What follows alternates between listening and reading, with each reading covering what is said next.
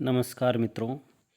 हिंदी साहित्य के इतिहास में संवत 1700 से लेकर के और संवत 1900 तक का जो समय है वो रीतिकाल के नाम से जाना जाता है। रीतिकाल के ऊपर मैंने इससे पहले कई टॉपिक आपके सामने प्रस्तुत किए हैं।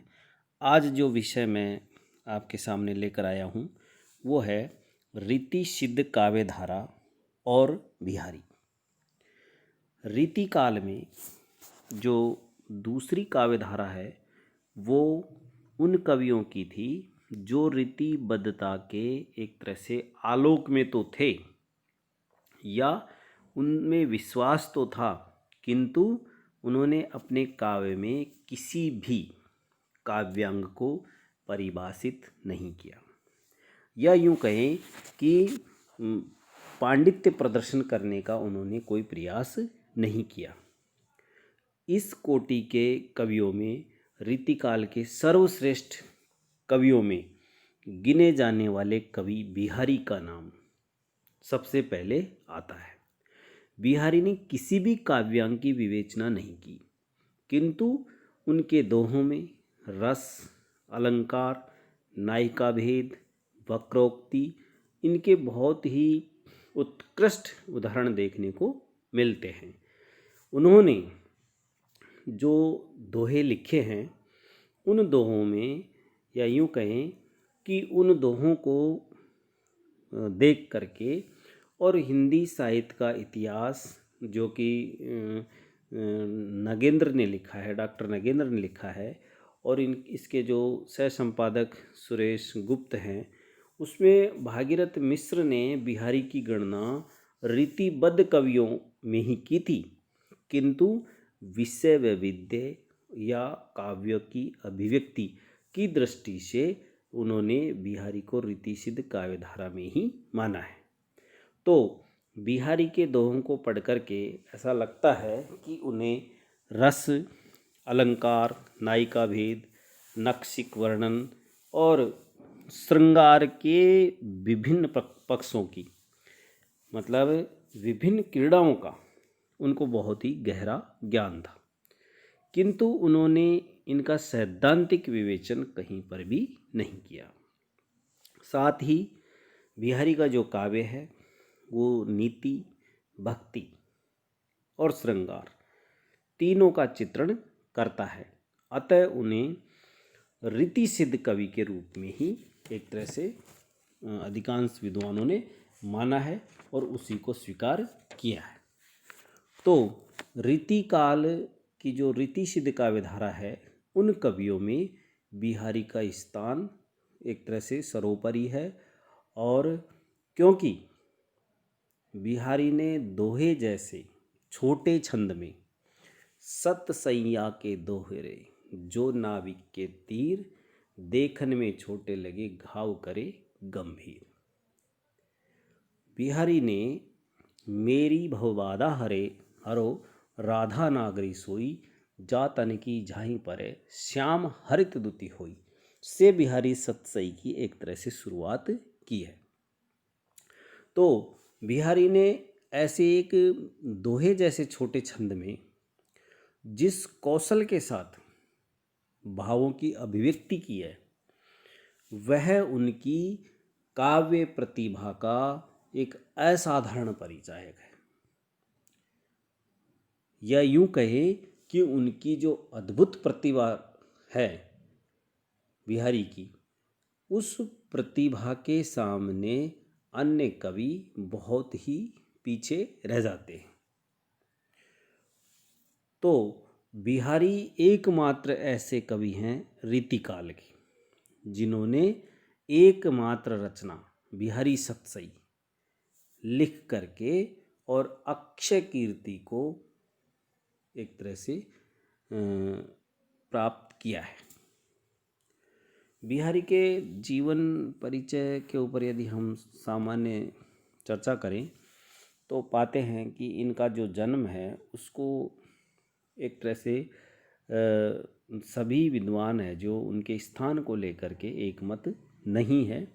इसके बावजूद सामान्य रूप से ये माना जाता है कि बिहारी का जन्म संवत 1652 में हुआ था और उनका स्वर्गवास देहावसान संवत 1721 में हुआ था।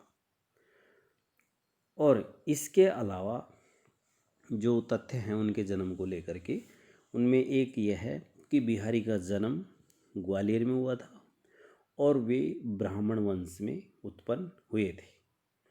दूसरा यह है कि उनका बाल्यकाल बुंदेलखंड में व्यतीत हुआ तथा केशव या केशव राय क्रमशः इनके गुरु या पिता थे। बाल्यकाल के बाद वे ब्रज प्रदेश में आकर के बस गए थे और मथुरा में इनकी ससुराल थी। और बिहारी के जो आराध्य देव थे वो कृष्ण थे। और आगे चल कर के ये दरबारी कवि थे। इन्हें जोधपुर और जयपुर के राजाओं से वृत्ति मिलती थी। बिहारी की पत्नी भी कुशल कवित्री थी। बिहारी का जो बचपन है वो बुंदेलखंड में बीता था और उनकी भेंट महात्मा नरहरिदास से हुई थी और बिहारी ने काव्य परंपरा का ज्ञान बुंदेलखंड में ही प्राप्त कर लिया था। तो इसके बाद, या यूं कहें कि विवाह के बाद, कवि बिहारी मथुरा आ गए और फिर ये स्थायी रूप से वहीं ससुराल में मथुरा में रहने लग गए, जहाँ पर मुगल बादशाह शाहजहाँ के बुलावे पर वे आगरा चले गए। और शाहजहाँ के पास कुछ दिन रहने के बाद बिहारी का परिचय, या यूं कहें कि शाहजहाँ के साथ रहते हुए बिहारी का परिचय अनेक राजा महाराजाओं से हुआ और फिर उसके बाद वो वहीं से राजा जयसिंह जो जयपुर के थे उनके यहाँ पर वो पहुँच गए। जयपुर नरेश महाराजा जयसिंह से मिलने जाने पर बिहारी को जब पता लगा, या उनके मंत्रियों द्वारा या दरबारियों के द्वारा ये ज्ञात हुआ कि महाराज अब नवविवाहिता रानी के प्रेम पास में एक तरह से आबद्ध होकर के, डूब करके, और इतने अधिक डूब गए हैं कि वो राज कार्य से या शासन कार्य से एक तरह से विरक्त हो गए हैं और उन्होंने एक तरह से शासन को एक तरह से भुला दिया है और रानी के प्रेम में ही वो हमेशा डूबे रहते हैं। जब बिहारी को इस बात का मालूम चला तो उन्होंने एक दोहा लिख करके और उनको भेजा, और वो दोहा ये था, नहीं पराग नहीं मधुर मधु, नहीं विकास ही काल, अली कली हीसो बंध्यो, आगे कौन हवाल। तो जब बिहारी ने ये दोहा राजा जयसिंह को लिख करके भेजा तो कहा जाता है कि इस दोहे का महाराज के ऊपर एक तरह से जादू का सा प्रभाव हुआ और वे अपने कर्तव्य के प्रति, राज कार्य के प्रति सचेत हो गए। और फिर महाराजा की आज्ञा से ही बिहारी लाल ने दोहों की रचना की शुरुआत की, उसका आरंभ किया, और सतसई उन्हीं दोहों के संग्रहित ग्रंथ का नाम है, जिसमें नीति, भक्ति और लोक मर्यादा के दोहे और श्रृंगार के संयोग और वियोग दोनों भाव, दोनों पक्ष इस सतसई में संग्रहित हैं। तो बिहारी की जो रचना है, या यूं कहे कि उनकी कृति है, वो एकमात्र बिहारी सतसई है, जिसको बिहारी सतसई के नाम से ही जाना जाता है। इस पर संस्कृत एवं प्राकृत की सतसई परंपरा का एक तरह से प्रभाव देखने को मिलता है। बिहारी अत्यंत प्रतिभाशाली कवि तो थे ही, और दरबारी कवि होने के कारण उन्होंने उस समय की जो तत्काल परिस्थितियाँ थी उनके अनुरूप बिहारी सतसई में रचनाएं की हैं, और जिसमें श्रृंगार, नीति और भक्ति तीनों प्रकार की उसमें रचनाएं या वो दोहे देखने को मिलते हैं। नीति और भक्ति भी उनके मन मस्तिष्क पर उसी तरह छाई हुई थी जिस प्रकार वो श्रृंगार की रचनाएं करते थे। और भक्ति भाव तो एक तरह से बचपन से ही उनको प्राप्त था, और फिर उनकी पत्नी की मृत्यु के बाद वो और अधिक बढ़ गया। नारी सौंदर्य की यदि हम बात करें तो नारी सौंदर्य चित्रण में तो बिहारी की कला का कोई दूसरा सानी नहीं है, या यूँ कहें कि दूसरा कोई उसकी बराबरी नहीं कर सका। नारी के अंग अंग की छवि उतारने में उनका जो छंद है दोहा, उस दोहे जैसे छंद में उन्होंने जितनी सफल कारीगरी से उनकी रचना की है अन्यत्र देखने को नहीं मिलती है। और उनके दोहों में मादकता, कोमलता और सरसता ये भी देखने को मिलती है, जो कि दूसरे कवियों में देखने को नहीं मिलती है। विरह में उन्होंने जिस प्रकार अतिशयोक्तिपूर्ण वर्णन किया है वो भी देखने को प्राय नहीं मिलता है। बिहारी से पूर्व हिंदी में अनेक कवियों ने दोहों में श्रृंगार रस की एक तरह से अभिव्यंजना की है, अभिव्यक्ति की है, जिसमें कृपाराम जिन्होंने हित तरंगिणी लिखी, और रहीम सतसई, मुबारक अलक शतक, रस खान प्रेम वाटिका, रस निधि रतन हजारा, इन कवियों ने दोहों में उत्कृष्ट भावों की व्यंजना करके और बिहारी की लोकप्रियता में एक तरह से और वृद्धि की है। तो मुक्तकार के रूप में बिहारी की प्रशंसा उनके बहुत से आलोचकों ने की।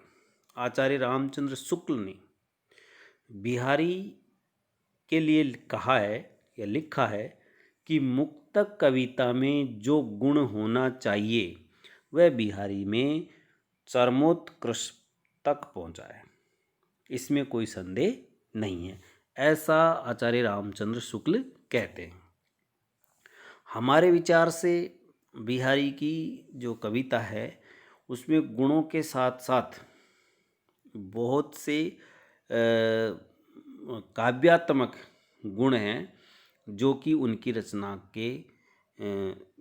को और अधिक सरसता प्रदान करते हैं। अब यदि हम उनके मुक्तक की कुछ बातों को अलग से देखना चाहें तो उनमें ऐसे विषयों, प्रसंगों और भावनाओं का चुनाव बिहारी ने किया है जो कि रस को और अधिक बढ़ाने की क्षमताएं रखता है। और कवि बिहारी ने अपनी शैली में उसमें ऐसी सजीवता और मार्मिकता को एक तरह से बढ़ावा दिया है या बढ़ा दिया है, जो छोटी छोटी बातों को भी बहुत अधिक मार्मिक उन्होंने बना दिया है। उनके काव्य में जो मुक्तकार में एक तरह से कल्पना की जो संहार शक्ति होनी चाहिए वो बहुत अधिक देखने को मिलती है।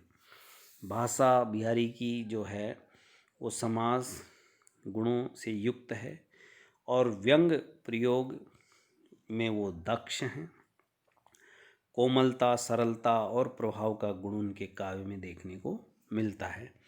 इसके अलावा नाद सौंदर्य, बिंब सौंदर्य और भी बहुत सारे काव्यों के गुण उनकी सतसई में देखने को मिलते हैं।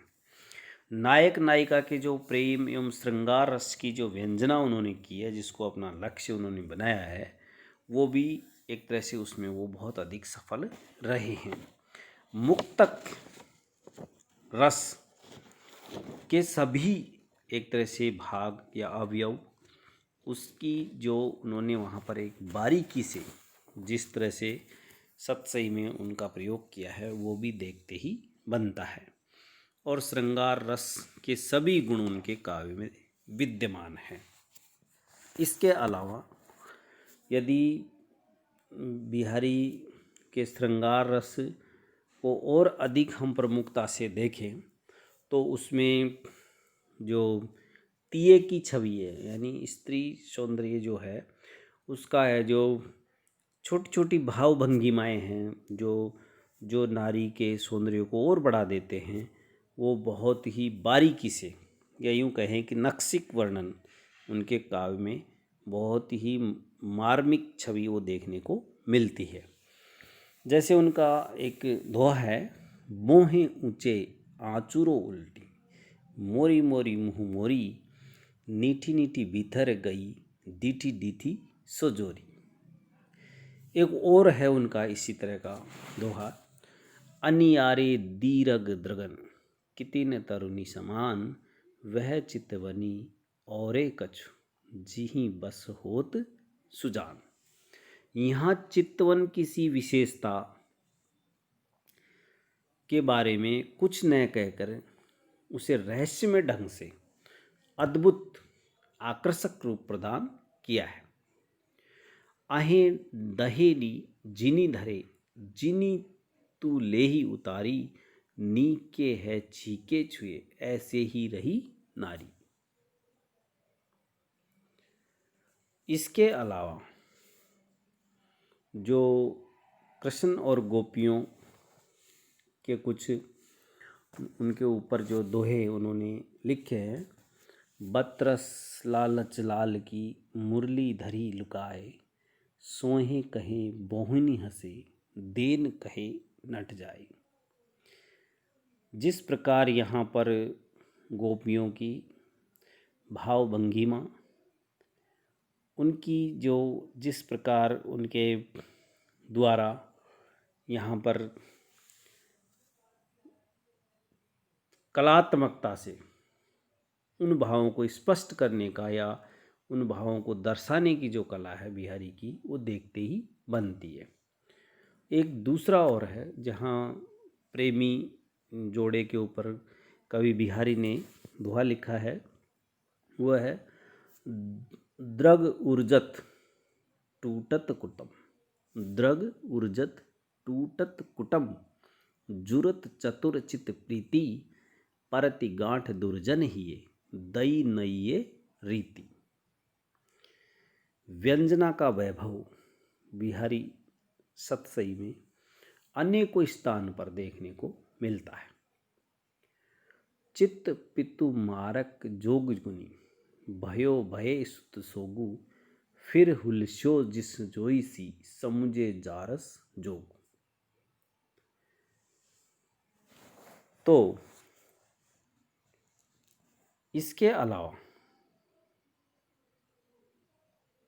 बहुत सारे दोहे उनके नीति के हैं, जो नीतिपरक बातों को दर्शाते हैं, जिसमें जो उन्होंने जयसिंह, राजा जयसिंह को जो लिख करके भेजा था, नहीं पराग नहीं मधुर मधु, नहीं विकास इही काल, अली कली ही सो बंध्यो, आगे कौन हवाल। इसके अलावा जब वो एक बार शिवाजी के ऊपर आक्रमण करने की तैयारी कर रहे थे अकबर के कहने पर, तो उस समय भी उन्होंने एक दोहा राजा को लिख करके भेजा था, और वो ये है, स्वार्थुन सुकृतुन सुनु था, देख विहंग बिचारी, बाज पराए पानी परी, तू पच्छिन्न मारी। तो इस प्रकार से है जो उनके बहुत सारे मुक्तक हैं, बहुत सारे दोहे हैं जो उनकी उत्कृष्ट काव्य प्रतिभा को दर्शाते हैं।